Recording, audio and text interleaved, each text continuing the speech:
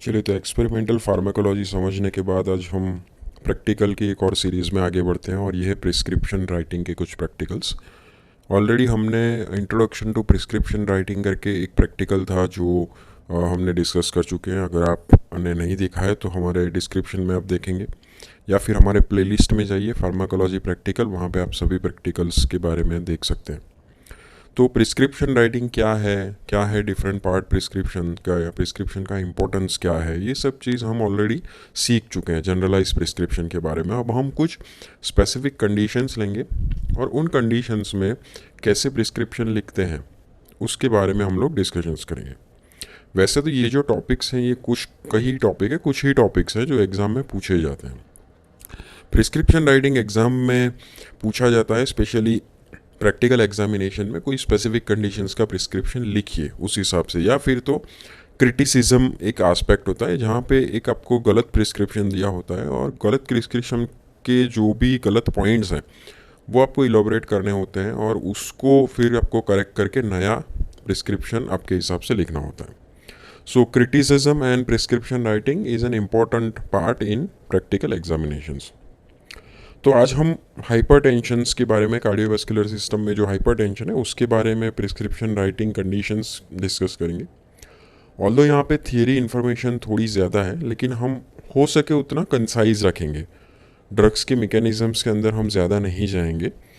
Conditions और protocol, treatment protocol, उसके बारे में हम लोग ज़्यादा डिस्कशंस करेंगे और हो सके इतना कंसाइज वे में हम लोग प्रैक्टिकल फिनिश करेंगे, जिससे आपने शायद प्रिस्क्रिप्शन अटेंड नहीं किया है कॉलेजेस में तो आपको दिक्कत नहीं होगा समझने में।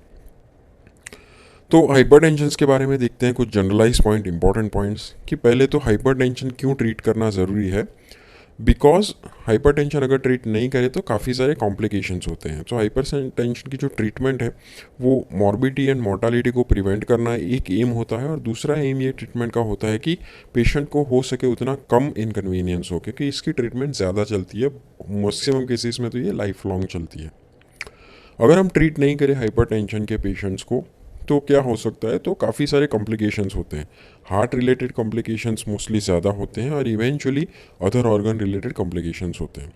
हार्ट रिलेटेड जैसे कार्डियोवास्कुलर जो कंडीशंस हैं वो अग्रेवेट होती है, जिससे सेरेब्रोवास्कुलर स्ट्रोक होता है, ट्रांजिएंट इस्केमिक अटैक जिसे कहते हैं, एनकेफेलोपैथी होता है, लेफ्ट वेंट्रिकुलर हाइपरट्रॉफी और कंजस्टिव हार्ट फेलियर होता है बिकॉज हार्ट का आफ्टर लोड बढ़ जाता है, coronary artery disease, angina, myocardial infection जैसी कंडीशंस भी होती है, और कई बार सडन कार्डियक डेथ्स भी हो सकता है।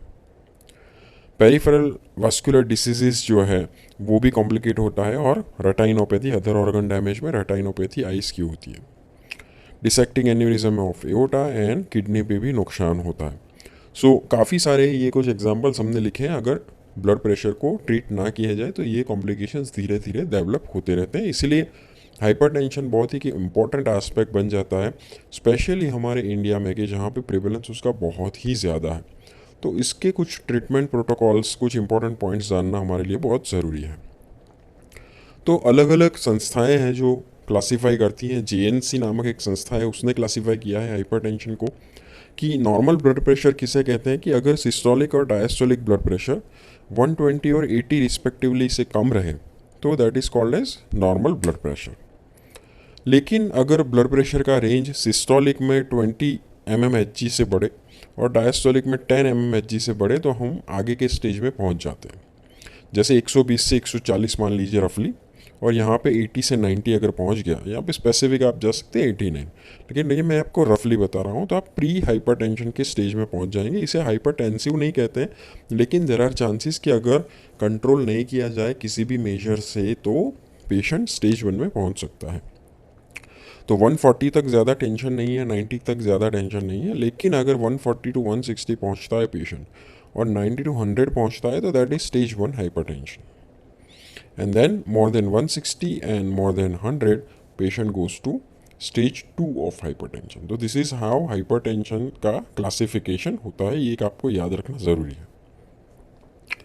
अगर जैसे हमने बात की कि प्री हाइपरटेंसिव कंडीशंस में है पेशेंट्स, तो पहले क्या है कि सीधा ड्रग शुरू नहीं कर देते हैं।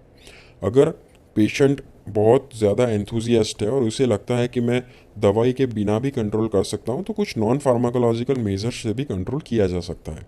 या फिर अगर आप दवाई स्टार्ट करते हैं तो दवाई को ज़्यादा इफेक्टिव बनाने के लिए आप साथ साथ नॉन फार्माकोलॉजी मेजर्स भी एडवाइस कीजिए।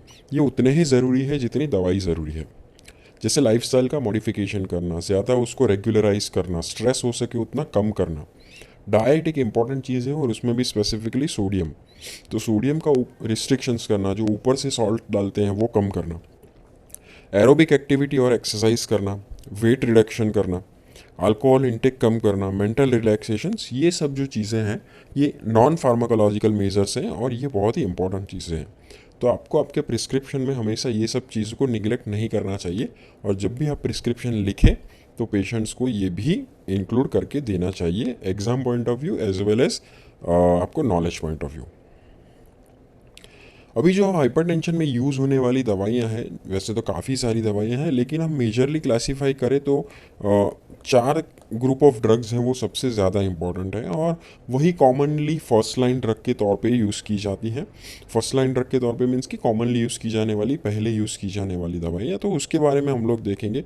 यहाँ पे हम लोग देखेंगे उसके क्या क्या इंडिकेशंस हैं, मीन्स कि किस कंडीशंस में दिए जाते हैं, उसके क्या एडवांटेजेस है और उसके क्या कॉन्ट्रा इंडिकेशंस है, किस कंडीशंस में आपको ध्यान रखना चाहिए या फिर अवॉइड करना चाहिए। तो पहले आप हम ए के बारे में पढ़ेंगे, दैट इज़ ACE इनहिबिटर्स और एंजियोटेंसिन रिसेप्टर ब्लॉकर्स। होपफुली आपने ये अपना थियरी लेक्चर्स में इंक्लूड कर दिया होगा या फिर पढ़ चुके होंगे। हम लोग मैकेनिज्म में नहीं जाएंगे, लेकिन कुछ कुछ इंपॉर्टेंट पॉइंट्स डिस्कस करेंगे। ये जो चीज़ है ये अब की सबसे, मैं कह सकता हूँ कि सबसे अच्छी दवाइयाँ हैं, ठीक है। महंगी दवाइयाँ हैं, अच्छी दवाइयाँ हैं, तो ज़्यादातर केसेस में ये अभी चलती है ये। और उसका दूसरा एडवांटेज ये है कि अगर और कोई भी कोमॉर्बिड कंडीशन है, जैसे पेशेंट को डायबिटीज़ हो गया, किडनी का कोई तकलीफ हो गया, रिकरेंट स्ट्रोक है, पोस्ट MI है, तो वो सभी कंडीशंस में ये दवाई इंडिकेटेड है, ज़्यादा फ़ायदा करती है।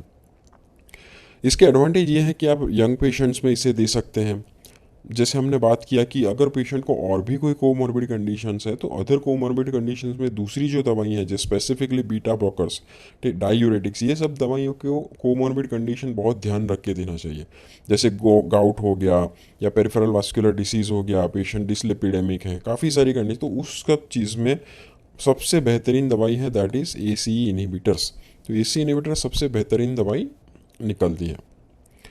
सिर्फ इसका कॉन्ट्रा इंडिकेशन आपको ध्यान रखना है कि किडनी फंक्शन, क्योंकि बायलेटरल रीनल आर्टरी स्टेनोसिस है, अगर किडनी का फंक्शन ऑल्टर्ड है तो वहाँ पे आप नहीं दे सकते, प्रेगनेंसी में नहीं दे सकते। हाइपरकैलेमिक कंडीशन है, ऑब्वियसली किसी पेशेंट का पोटेशियम बहुत ज़्यादा है तो ये उसे अग्रेवेट करेंगी।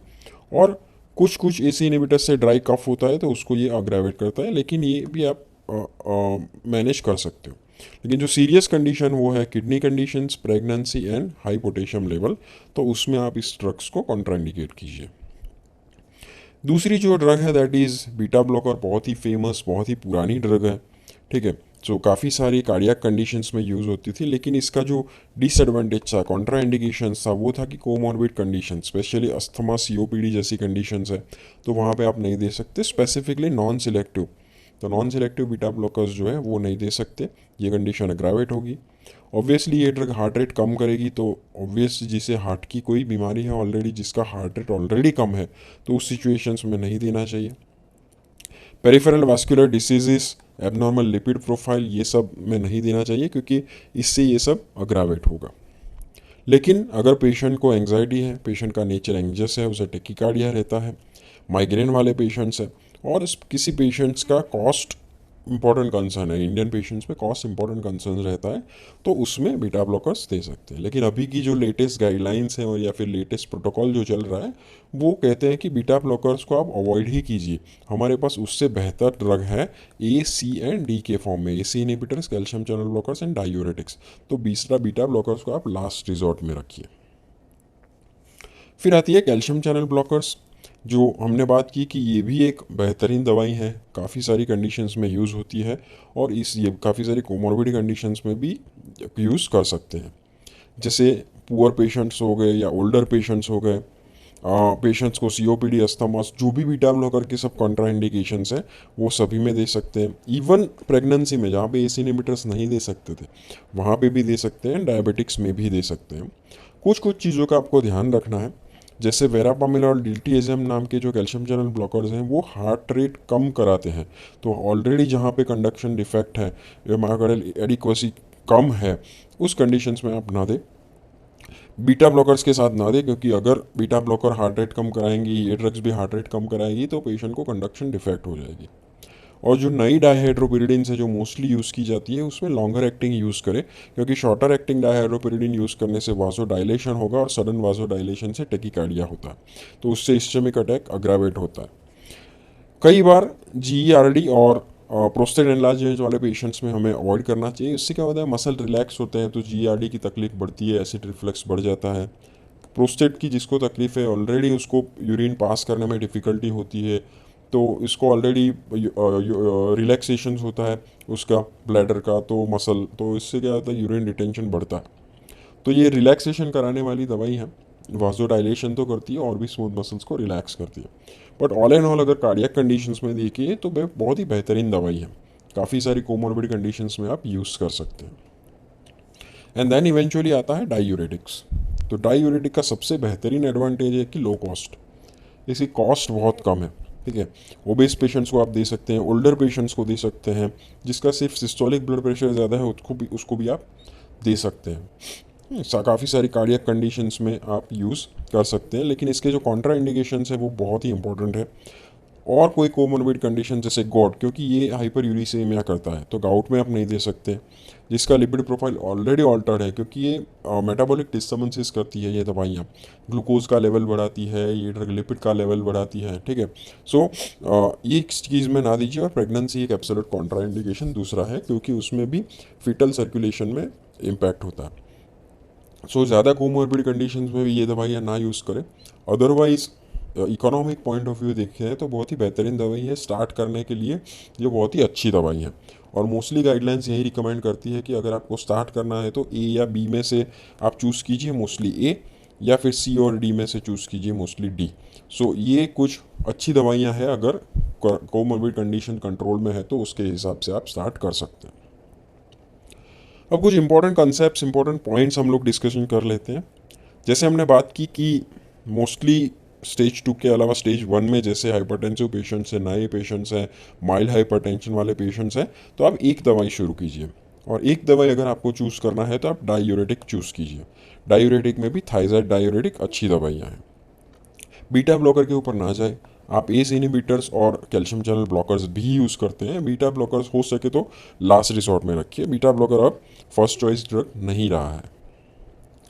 जैसे हमने बात की कि यंगर पेशेंट्स हैं तो मोस्टली आप एस इनहिबिटर्स में जाए, अगर ओल्डर पेशेंट्स हैं तो C और D में से मोस्टली डायूरेटिक्स के अंदर जाए। मोनोथेरापी डायूरेटिक्स में आप लो डोज डायूरेटिक्स से शुरू कीजिए, जैसे हाइड्रोक्लोरथाइजाइड का 12.5 टू 25 mg पर डे से दवाइयाँ आप स्टार्ट कर सकते हैं। फिर बात हुई कि अगर रिस्पांस एक दवाई से कंट्रोल नहीं हो रहा है, मान लीजिए कि आपने डायूरेटिक शुरू कर दिया और पेशेंट का अच्छे से ब्लड प्रेशर कंट्रोल नहीं हो रहा है, तो आप फिर उसको ड्यूअल थेरेपी में जा सकते हैं। अब यहाँ पे आप डायूरेटिक के साथ और भी कोई दवाइयाँ ऐड कर सकते हैं, जैसे कैल्शियम चैनल ब्लॉकर्स हो गया, वो आप ऐड कर सकते हैं। यही हो गया combination therapy. So combination therapy में आपको ध्यान रखना पड़ेगा कि क्यों ये ड्रग्स कंबाइन होती है और क्यों ये ड्रग्स कंबाइन नहीं होती है। जैसे हमें पता है कि जब भी हम वाजो डायलिटेशंस करते हैं तो वाजो डायलिटेशन से दो रिफ्लेक्स एक्टिविटी बढ़ती है। एक होता है जो बैरो रिसेप्टर रिफ्लेक्स सिस्टम होता है, ठीक है। बैरो रिसेप्टर रिफ्लेक्स सिस्टम क्या करता है कि टेकिकार्डिया या फिर ब्रेडिकार्डिया करके नॉर्मलाइज करने का ट्राई करता है। जैसे हमने ड्रग्स देख के वाजो डायलेशन दिया तो रिफ्लेक्स टेकिकार्डिया होगा, ठीक है, जो बैरो रिसेप्टर रिफ्लेक्स सिस्टम है। दूसरी एक रिफ्लेक्स सिस्टम है, वो है renin angiotensin system. Renin angiotensin system जैसे हमें पता ही है कि रेनिन का रिलीज करेगी और इवेंचुअली सॉल्ट और वाटर रिटेन करेगी, और जिससे इवेंचुअली कार्डियक आउटपुट बढ़ेगा और इवेंचुअली ब्लड प्रेशर बढ़ाने का वो ट्राई करेंगे। तो ये दोनों रिफ्लेक्स सिस्टम क्या है कि बाधा क्रिएट करती है ब्लड प्रेशर कम करने के लिए, इसलिए ये रिफ्लेक्स सिस्टम को भी हमें कंसिडर करना चाहिए। तो कॉम्बिनेशन ऐसी दवाइयों का करना चाहिए कि जो ब्लड प्रेशर भी कम करे, जो बीपी को भी कम करे, और जो रिफ्लेक्स एक्टिविटी है उसको भी काउंटरैक्ट करे। तो हमें ऐसी दवाइयाँ का कम्बिनेशन देना है। जो रेनिन एक्टिविटी बढ़ाती हैं वो ऑब्वियसली ब्लड प्रेशर सडन कम करने वाली दवाइयाँ हैं। तो जैसे वाजोडाइलेटर्स मोस्टली हो गए, AC inhibitors, calcium channel blockers, ये जो हो गए जो प्लाज्मा रेनिन एक्टिविटी बढ़ाती है। तो रेनिन एक्टिविटी कम करने वाली दवाइयाँ वो है कि जो सिंपैथेटिक ड्राइव्स कम करती है। तो क्लोनिडीन, मिथाइल डोपा हो गए, या फिर रेनिन रिलीज जो करवाते हैं बीटा रिसेप्टर्स, वो बीटा ब्लॉकर्स रेनिन एक्टिविटी कम करते हैं। तो ये हमें पहले पता होना चाहिए कि कौन सी ड्रग्स रेनिन एक्टिविटी बढ़ाती है और कौन सी ड्रग्स रेनिन एक्टिविटी कम करती है। ठीक है। फिर दूसरा एक कॉम्बिनेशन हो गया, जैसे हमने बात की थी रिफ्लेक्स टैकीकार्डिया और ब्रेडिकार्डिया। तो जैसे हम लोग वासोडाइलेटर्स देते हैं, या फिर जैसे डाइहाइड्रोपिरिडीन, कैल्शियम चैनल ब्लॉकर्स हो गए, या फिर हाइड्रोलाजिन, तो क्या होता है, रिफ्लेक्स टैकीकार्डिया होता है। तो वो रिफ्लेक्स टैकीकार्डिया को काउंटरैक्ट कैसे किया जाता है, अगर हम बीटा ब्लॉकर देते हैं तो वो ब्रेडिकार्डिया करते हैं, तो हमारा टैकीकार्डिया और ब्रेडिकार्डिया हार्ट रेट नॉर्मलाइज कर देते हैं। पॉइंट नंबर 2, ये जो बीटा ब्लॉकर्स है वो क्या करते हैं, इनिशियली थोड़ा ब्लड प्रेशर राइज करते हैं। तो वो राइज ब्लड प्रेशर होता है वो ये जो डाइहाइड्रोपिरिडीन्स और वाजोडाइलेटर्स है उससे भी काउंटरैक्ट हो जाती है। तो इसीलिए वाजोडाइलेटर्स और बीटा ब्लॉकर्स एक बहुत ही अच्छा कॉम्बिनेशन है। जैसे डाइहाइड्रोपिरिडीन्स को दिया जाए अगर बीटा ब्लॉकर्स के साथ, तो ये अच्छा कॉम्बिनेशन है। एसी इनहिबिटर्स और डायूरेटिक्स, ये भी बहुत अच्छा कॉम्बिनेशन है। काफ़ी सारी कंडीशंस में, कार्डियक कंडीशंस में, या फिर किडनी की कोई तकलीफ है तो उसमें भी इम्प्रूव हो सकते हैं। अगर आपको 2 ड्रग यूज़ करना है तो जैसे हमने बात की थी कि ए और बी जो है उसके अंदर से आप चूज़ कीजिए, और सी और डी में से भी आप एक चूज़ कर सकते हैं। फिक्स डोज कॉम्बिनेशंस का यूज़ कीजिए, रैशनल, जिससे क्या हो सके कि पेशेंट्स का कंप्लायंस बढ़े, क्योंकि पेशेंट्स को लॉन्ग टर्म पे दवाई यूज़ करनी है। अगर 2 ड्रग से ये नहीं होता है तो फिर आप ट्रिपल ड्रग रेजिमेंट में जाइए। ट्रिपल ड्रग में 3 ड्रग यूज़ कीजिए। ठीक है, जहाँ पे आप सी और डी को हमेशा रखिए, कैल्शियम चैनल ब्लॉकर्स और डायूरेटिक्स को कंबाइन कीजिए, और यहाँ पे आप मोस्टली ए को रखिए, बी को लास्ट रिसोर्ट में रखिए। तो ए सी डी का कॉम्बिनेशन आप स्टार्ट कर सकते हैं अगर आपको कंट्रोल नहीं मिल रहा है तो। फिर आता है एक terminology, that is resistant hypertension. अगर पेशेंट्स को 3 दवाइयों से भी कंट्रोल नहीं हो रहा है, जिसमें डायूरेटिक्स भी इन्वॉल्व है, तो जिसे रेजिस्टेंट हाइपरटेंशन कहते हैं। और अब आपको जाना पड़ेगा आपको एक और ग्रुप के अंदर, जहाँ पे आप चौथी दवाई भी ऐड कर सकते हैं, और चौथी दवाई के अलावा आप अल्फा ब्लॉकर्स के ऊपर भी जा सकते हैं। दैट, और आपको वो भी चीज़ ध्यान रखनी चाहिए कि क्या कारण है ब्लड प्रेशर कम नहीं हो रहा है। तो आप पेशेंट का क्या नॉन कंप्लायंस है, ले नहीं रहा है, क्या कुछ टॉलरेंस वगैरह चीज़ है, ड्रग इंटरेक्शन हुआ है, कुछ सेकेंडरी हाइपरटेंशन है, ये सब अदर फैक्टर्स भी आपको थोड़े इवेलुएट करने पड़ेंगे बीइंग क्लिनिशियंस। कौन से कॉम्बिनेशंस आप अवॉइड कीजिए, जैसे अल्फ़ा ब्लॉकर्स और क्लोनिडीन, क्योंकि जैसे हमें पता है कि क्लोनिडीन अल्फ़ा 2 रिसेप्टर्स के ऊपर काम करता है प्री साइनेप्टिकली। तो अगर अल्फ़ा रिसेप्टर्स ही ब्लॉक हो जाएंगे तो क्लोनिडीन का एक्शन नहीं रहेगा। तो इसीलिए अल्फ़ा ब्लॉकर्स और क्लोनिडीन देने का कोई मतलब नहीं है। Mechanism of action point of view ये कॉम्बिनेशन नहीं अच्छा बैठ रहा होता है, एंटागोनिज्म जैसी एक्शन क्रिएट करता है। हाइड्रोलाजिन विथ डाइहाइड्रोपिरिडीन और प्राजोसिन्स, क्योंकि ये सभी काइंड ऑफ जो ड्रग्स हैं ये वासो डायलेटरी मेडिकेशंस है। तो 2 वासो डायलेटरी मेडिकेशन, सेम क्लास की मेडिकेशंस देने का कोई अर्थ नहीं निकल रहा है। तो कोई भी ट्रीटमेंट में, कोई भी ड्रग ट्रीटमेंट में हमें ऐसी दवाइयाँ देनी चाहिए जो अलग अलग मैकेनिज्म से काम करे। सेम मैकेनिज्म से काम करने वाली 2 दवाइयाँ देने का कोई मतलब नहीं है, एडवर्स ड्रग रिएक्शन ज़्यादा अग्रेवेट होगी। बीटा ब्लॉकर्स और cardio depression, calcium channel blockers नहीं दे पाएंगे, क्योंकि ज़्यादा ब्रेडिकार्डिया होगा और ए बी ब्लॉक होने का खतरा रहता है। और जैसे बात की कि सेम क्लास की ड्रग्स सेंट्रल सिंपैथोलाइटिक, जिसमें मिथाइल डोपा और क्लोनिडीन होता है, साथ में देने का कोई मतलब नहीं है। तो ऐसे कॉम्बिनेशंस आप अवॉइड कीजिए। अगर आपको फार्माकोलॉजिकल एक्शन पता है तो आप लॉजिकली जा सकते हैं। अभी प्रिस्क्रिप्शन में बहुत ही स्पेसिफिक पूछते हैं कई बार, हाइपरटेंशन इन प्रेगनेंसी। तो प्रेगनेंसी में जो हाइपरटेंशन होता है उसके लिए क्या क्या ट्रीटमेंट दी जाए, या कौन सी ड्रग्स उचित रहेगी, कौन सी ड्रग्स उचित नहीं रहेगी। तो जब भी प्रेगनेंसी के अंदर ब्लड प्रेशर का रीडिंग 140/90 से ऊपर जाए तो उसे हाइपरटेंशन इन प्रेगनेंसी कहा जाता है। अब ये जो हाइपरटेंशन है ये 2 प्रकार से हो सकता है, या तो पहले पेशेंट्स को नहीं था, प्रेगनेंसी में ही डिटेक्ट हुआ है, या फिर तो पहले से ही पेशेंट हाइपरटेंसिव था एंड बिकॉज ऑफ प्रेगनेंसी वो बढ़ा है। सो प्री एग्जिस्टिंग है या फिर प्रेगनेंसी इंड्यूस है, इस 2 टाइप के होते हैं। तो गायनेक या फिर फिजिशियंस को ये पता होना चाहिए। कौन कौन सी ड्रग्स प्रेगनेंसी में अवॉइड करें, ये बहुत ही इंपॉर्टेंट चीज़ है, बहुत ही इंपॉर्टेंट चीज़ है। इसके ऊपर से आपको कोई केस दिया जाता है, मान लीजिए प्रिस्क्रिप्शन का, उसमें लिखा जाता है ये पेशेंट प्रेग्नेंट है और फिर उस कुछ ड्रग्स दी जाती है, तो आपको पता होना चाहिए कि नहीं भैया ये ड्रग्स तो हम नहीं ही दे सकते, ये एब्सोल्यूट कॉन्ट्रा इंडिकेटेड है। जैसे एस इनहिबिटर्स और डायूरेटिक की हमने बात की जो फर्स्ट लाइन ड्रग्स में से थी, तो फर्स्ट लाइन ड्रग्स में से एस इनहिबिटर्स फिटल डैमेज करता है, ग्रोथ रिटार्डेशन करता है, इसीलिए क्लियर नो नो है। डायूरेटिक्स भी ब्लड वॉल्यूम कम करता है, यूट्रोप्लेसेंटल सर्कुलेशंस को भी अफेक्ट करता है, इसलिए मिस कैरेज का खतरा रहता है। Non selective beta blockers, non selective beta blockers भी हो सके तो अवॉइड करना चाहिए, जिससे भी low birth weight, placental size कम होती है, पेशेंट्स में हाइपोग्लाइसीमिया और ब्रेडिकार्डिया होता है नियोनेटल, तो इसके लिए भी उसको भी अवॉइड करना चाहिए।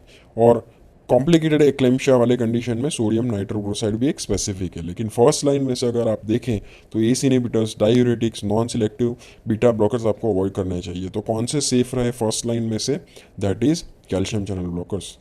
तो डाईहाइड्रोपिरिडीन ग्रुप के जो कैल्शियम चैनल ब्लॉकर्स हैं ये कंपैरेटिवली सेफर है, लेकिन आपको एक ही चीज़ ध्यान रखनी है कि जब भी यूट्राइन कंट्रैक्शंस हो, ये यूट्राइन कंट्रैक्शंस वीक करते हैं क्योंकि ये रिलैक्स करते हैं स्मूथ मसल्स को, तो इसीलिए लेबर के टाइम पे हमको उसको डिसकंटिन्यू करना चाहिए। और वासोडाइलेटर्स है जैसे हाइड्रोलाजिन हो गया, मिथाइल डोपा हो गया, सेंट्रल सिंपैथोलाइटिक्स, ये कंपैरेटिवली सेफर है। सिलेक्टिव बीटा ब्लॉकर्स जिसमें इंट्रिंसिक सिंपैथोमाइमेटिक एक्टिविटी है, इंट्रिंसिक सिंपैथोमाइमेटिक एक्टिविटी है, जैसे एटेनोलॉल, मेटाप्रोलॉल, पिंडोलॉल, ये सब आप दे सकते हैं, अगर ऊपर के भी नहीं दे सकते हैं तो। क्लोंडिनिन और प्राजोसिन जैसी दवाइयाँ भी दे सकते हैं, लेकिन यहाँ पे आपको पोस्चुरल हाइपोटेंशन का ध्यान रखना पड़ेगा, क्योंकि प्रेगनेंसी में पोस्चुरल हाइपोटेंशन हो गया, गिर विर गया पेशेंट, तो दिक्कत होता है। तो मोस्टली तो ये जो ऊपर के दो ड्रग्स हैं उसी के अंदर से आपको चूज करने होते हैं। फिर एक इंपॉर्टेंट टर्मिनोलॉजी यहाँ पर पूछते हैं प्रिस्क्रिप्शन में, वो है हाइपरटेंसिव इमरजेंसीज एंड अर्जेंसीज।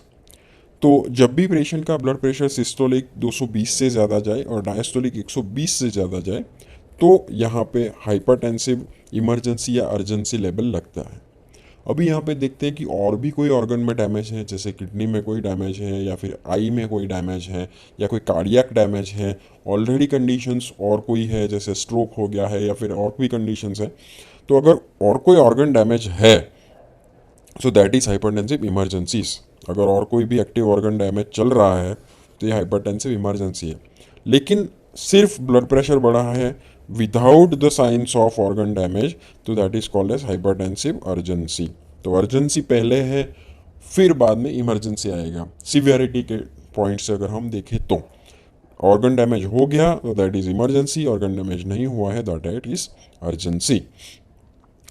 कौन कौन सी इमरजेंसीज हैं, जैसे हमने बात किया organ damage, cardiac condition, cerebrovascular accident हो गया, हेमरेज हो गया, high blood pressure, encephalopathy, congestive acute heart failure, pulmonary oedema, left ventricular failure, angina, MI, aneurysm, eclampsia, ठीक है, एक्यूट रीनल फेलियर हो गया, फियोक्रोमोसाइटोमा, क्लोनिन विड्रॉल या फिर चीज रिएक्शन, ये सब इमरजेंसी कंडीशंस है।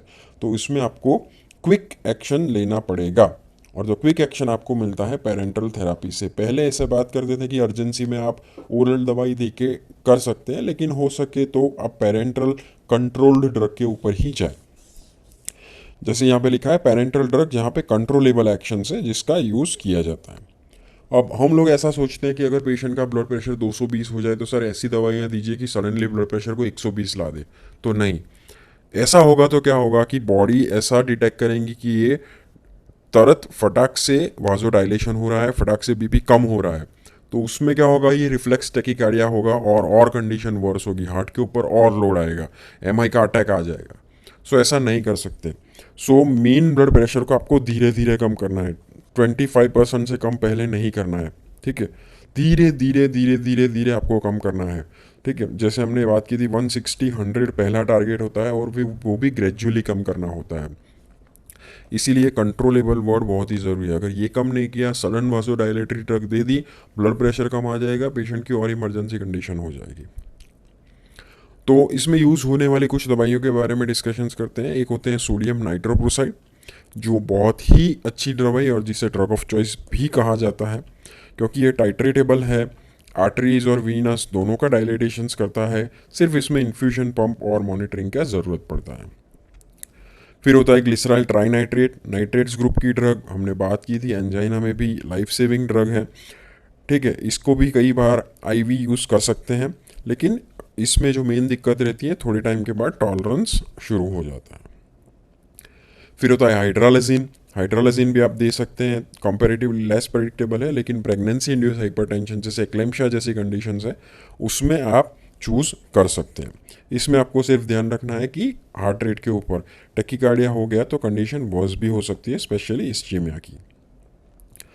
स्मॉल बीटा ब्लॉकर है, बहुत ही शॉर्ट एक्टिंग बीटा ब्लॉकर है। ये हार्ट रेट कम करती है। ठीक है, तो अगर हार्ट रेट कम करने की सिचुएशन है, कॉन्ट्रैक्टिलिटी कम करने की सिचुएशन है, तो इससे आप काम ले सकते हैं। साथ में आपको ब्लड प्रेशर कम करने के लिए नाइट्रोप्रोसाइड भी देना पड़ेगा।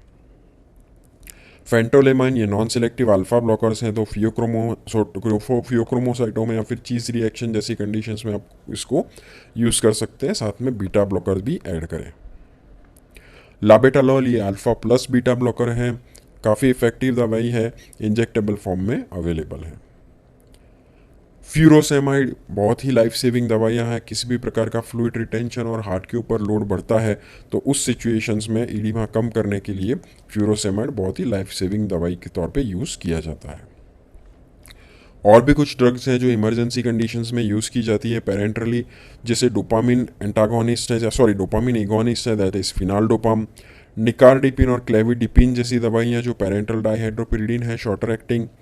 एनालेप्रिलेट जो एस इनिबिटर है पेरेंटल, वो भी यूज़ किया जाता है। और ट्राइमेथाफान गैंग्लियोनिक ब्लॉकर्स, ये कुछ ड्रग्स हैं जो कंपैरेटिवली रेयर यूज़ होती हैं। अभी हम एक्सरसाइज के ऊपर बढ़ते हैं। ये पहली एक्सरसाइज है, आपको ऐसे प्रिस्क्रिप्शन दिए जाते हैं कि पेशेंट माइल्ड हाइपरटेंशन का है, इसका ब्लड प्रेशर इतना है 140 to 96, मीन्स कि ये कंपैरेटिवली हमें पता होना चाहिए कि कौन से स्टेज में ये फॉल कर रहा है। तो मोस्टली ये स्टेज 1 में फॉल करता है, तो इसीलिए माइल्ड हाइपरटेंशन का स्टेज है, यहाँ पे और कोई कॉम्प्लिकेशन नहीं है। तो जैसे हमने चीज़ों को रिवाइज कहते हैं कि हमें पहले सिंपल एक मोनोथेरापी से स्टार्ट करना चाहिए। अगर आप monotherapy as an ACE inhibitors रखते हो तो भी कोई बात नहीं, आप उसको जस्टिफिकेशन दीजिए वाइवा में क्वेश्चंस में। अगर अच्छे से रखना है तो आप डायूरेटिक के तौर पे रखें, क्योंकि यहाँ पे आपको कोई अदर कॉम्प्लिकेशन नहीं दिया गया है, स्पेसिफिक मेंशन किया है कि और कोई कॉम्प्लिकेशन या कोई मोर्बिडिटी नहीं है, तो आप ऑब्वियसली डायूरेटिक्स के ऊपर ही जाइए, क्योंकि ये कंपैरेटिवली चीप है एस इनिबिटर्स की कंपैरिजंस में। तो कम से कम डोज रखिए, 12.5 मिलीग्राम पूरा लिखना है कितनी टैबलेट्स हैं, और साथ में कुछ नॉन फार्मेकोलॉजिकल मेजर्स भी दीजिए एडवाइस के तौर पे।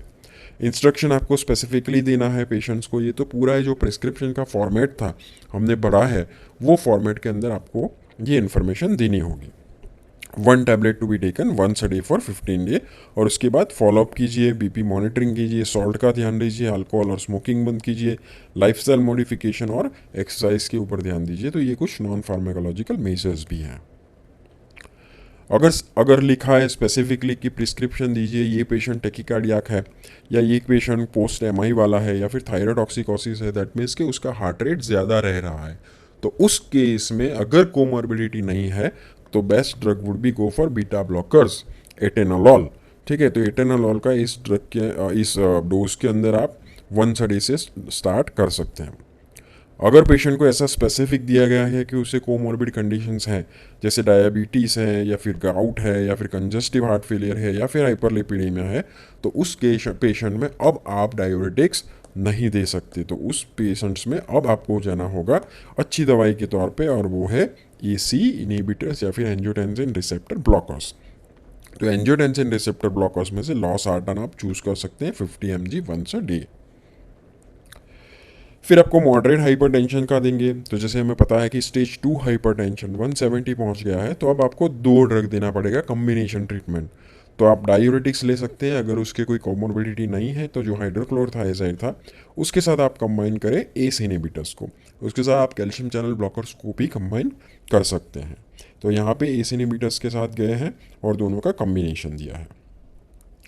स्पेसिफिक मेंशन किया है कि पेशेंट सीओपीडी का है और स्टेज 2 हाइपरटेंशन का है, तो अब हम बीटा ब्लॉकर साथ में नहीं दे सकते, कैल्शियम चैनल ब्लॉकर्स देना उचित है।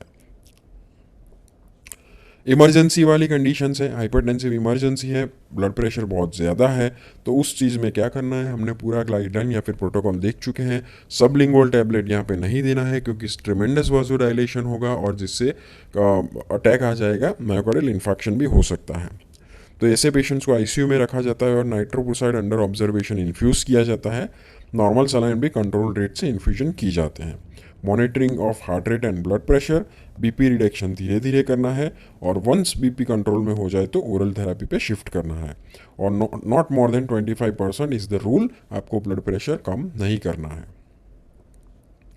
प्रेगनेंसी में है, जैसे हमने बात की थी, सेकंड ट्राइमेस्टर में है, तो अगर ओरल टैबलेट है तो मेथाइल डोपाइस ड्रग ऑफ चॉइस। उस टाइप में इमरजेंसी जैसी कंडीशन होती है तो उसमें आप हाइड्रोलाजिन जैसी ड्रग्स को यूज़ कर सकते हैं, जिसमें भी फॉलो अप करना है, फीटल ग्रोथ और मॉनिटरिंग, बीपी के ऊपर ध्यान रखना है और salt restriction and bed rest जैसी नॉन फार्माकोलॉजिकल एडवाइस लिखना मत भूलिए, क्योंकि इस प्रिस्क्रिप्शंस में ये जो करेक्ट ड्रग होती है उसके मार्क्स कुछ होते हैं, आप इंस्ट्रक्शंस लगते हैं उसके मार्क होते हैं, आप पूरा जो फॉर्मेट लिखते हैं उसके मार्क्स होते हैं, और जो नॉन फार्माकोलॉजिकल एडवाइस होती है उसके मार्क्स होते हैं। अगर क्रिटिसिज्म होती है तो अच्छे से क्रिटिसाइज़ किया है, पर ड्रग आपने क्रिटिसाइज़ किया है तो उसके मार्क होते हैं। क्यों ये ड्रग नहीं होनी चाहिए, क्यों ये ड्रग कंट्राइंडिकेटेड है, क्यों ये दोनों ड्रग्स कंट्राइंडिकेटेड है, इससे क्या एडवर्स ड्रग रिएक्शंस निकलते हैं या फिर क्या इंटरेक्शंस होते हैं, तो अगर आपने ये अच्छे से लिखा है तो you will get that mark.